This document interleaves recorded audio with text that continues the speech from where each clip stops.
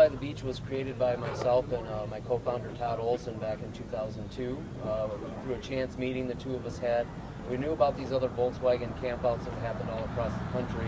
We kind of wanted to do something here in Michigan, but we wanted it to be for a cause rather than just for fun. And so that was really how the first bus benefit started. We had 12 buses that first year out at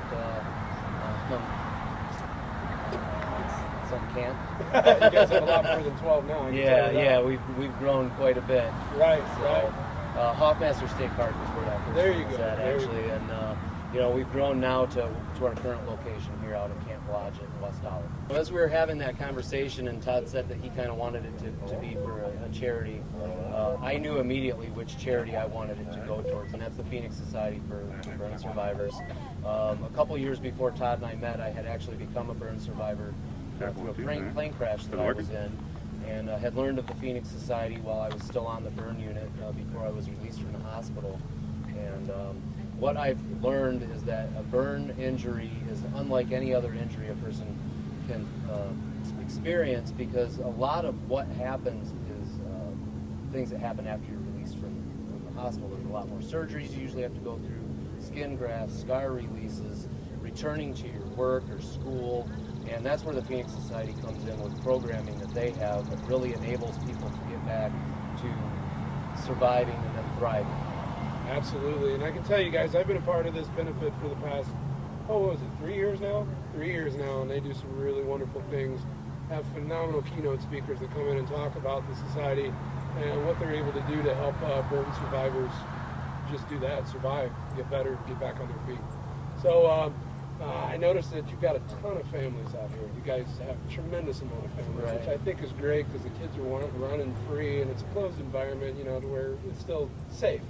But I'm noticing that they're running through in herds. Is that the norm here at buses? It's pretty normal, yeah. We're definitely a family-friendly event. We take a lot of pride in that. We have a lot of activities for all ages, from rock painting for the little kids to hula hooping and tie-dye workshops for the older kids and the adults. We have a gentleman out here who's a Volkswagen mechanic giving a presentation today on how to keep your Volkswagen alive on the road. We have a rock climbing course. We have activities for kids like games and things like that. So there's just all kinds of activities for all ages. And then every night the music starts, and we do live music starting around 5, 6 o'clock until 11. And we try to bring in some of the best Michigan area bands that we can find for that. And I agree with that. We had a great show last night. It was phenomenal, let me tell you. So what are the plans for the future with buses? What are you guys hoping to accomplish, moving forward? Do you guys have any sights set on growth?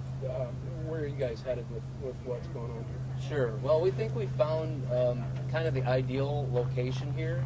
And we're not full yet, but the event continues to grow every year. So what we see happening is eventually we'll get to the point where all of our ticket sales will be pre-ticket, and we'll sell out probably before the event. At this time, there's still weekend passes available. You can show up at the gate, buy a pass, and come for the weekend. But the board has pretty much decided that this is the location where we want to stay and grow. And once it gets full, then we'll deal with that when we get there.